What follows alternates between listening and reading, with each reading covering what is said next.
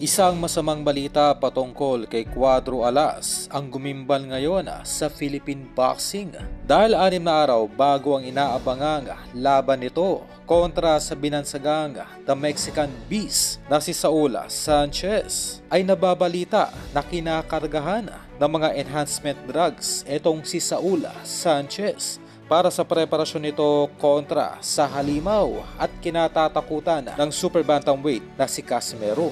Ang nasabing impormasyon ay kumalat sa bansang Japan nang tumanggi itong si Saul Sanchez na magkaroon ng 24/7 random drug test para sa nasabing laban.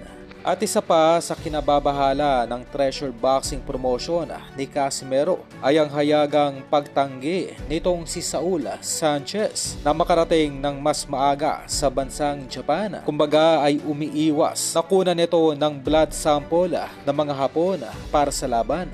Para po sa kaalaman ng lahat ay magdadalawang linggo na pong nasa Japan etong si Casimero at madalas rin po itong kinukunan ng urine at blood sample na parte ng protocol para sa nasabing laban. Kumbaga ay literal na one-sided at itong si Casimero lamang ang kinukunan ng samples. Ganun pa man ay maraming naniniwala na kahit wala sa 100% etong si Casimero at kahit magpakarga pa ng mga ipinagbabawal na kemikal o yung tinatawag na enhancements, etong si Sanchez ay hindi pa rin ito kakayanin ang malahalimaw na si Casimero.